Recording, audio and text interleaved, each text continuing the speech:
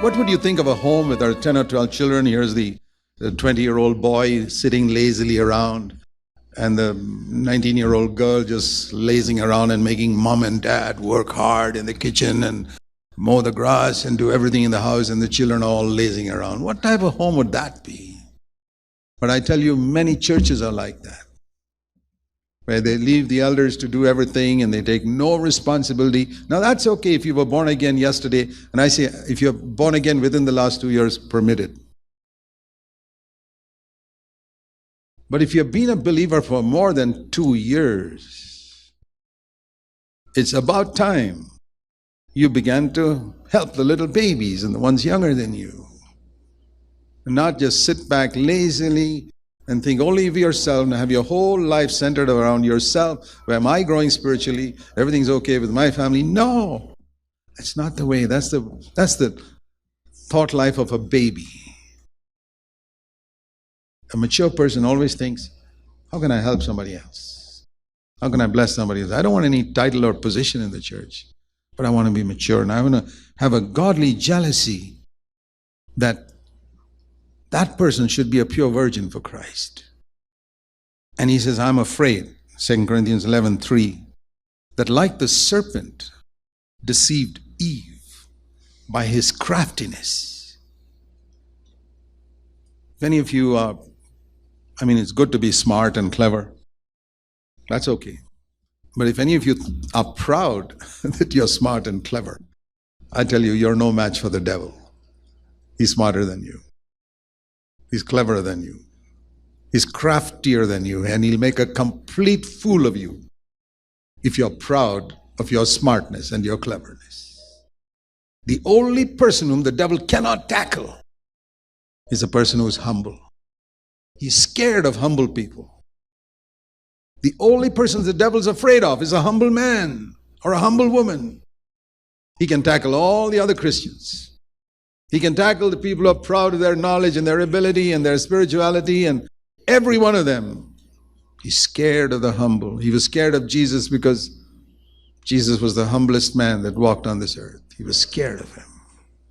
He was scared of Moses in the Old Testament because Moses was a humble man. It's true. So if you really want to overcome the devil, pursue humility. He'll run away from you. He's scared of people like that. Such a man resists that verse, James 4:7. A lot of people know only the second part of that verse. Resist the devil and he'll flee from you. You know what the first part of that verse is? Submit yourself to God. Humble yourself before God. Then resist the devil. He'll flee from you.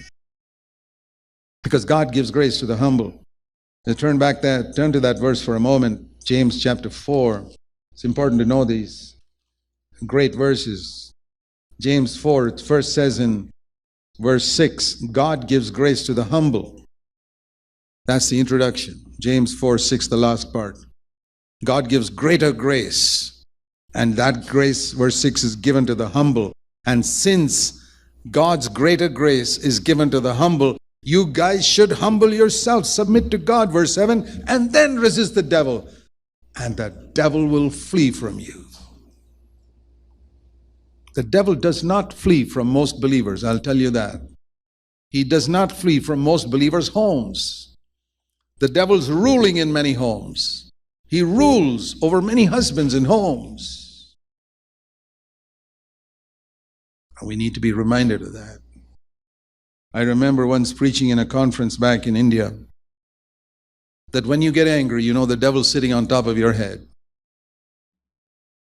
And I remember one sister telling me that once she lost her temper at home, and her little 7-year-old girl said to her, Mommy, you remember what Brother Zac said, that when you lose your temper, the devil's sitting on top of your head? And she said, that really spoke to me. My 7-year-old daughter told me that. She heard what you said in the meeting. Yeah, resist the devil and he'll flee from you. But otherwise, if you're not humble and you're not seeking to go down and humble yourself, you're not getting grace, And one mark of not getting grace is you're not able to overcome sin. Because it says, sin shall not rule over you, Romans 6:14, when you're under grace. That's the clearest proof of a man receiving grace from God, that sin cannot rule over him. When sin rules over me, I have to fall before God and say, Lord, I have not got grace from you. And I have not got grace from you because whatever other people may think of me, you see that I am not a humble man or a humble woman. Forgive me.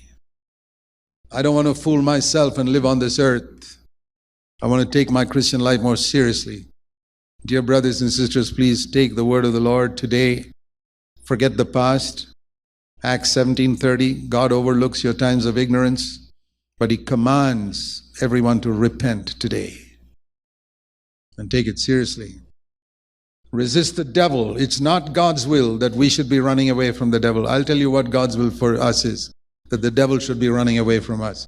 That's from James 4:7. But that's only before humble people. Take James 4:6 and 7 seriously and go before God and meditate on it and say, Lord, why isn't the devil running away from me? Why isn't the devil running away from my home? Why isn't the devil running away? Why isn't he scared when he sees that I'm coming somewhere? It should be like that. That's because the devil says, Jesus I know and Paul I know, and so I know, and so I know, but who are you? I know all about your life. I know all your pride.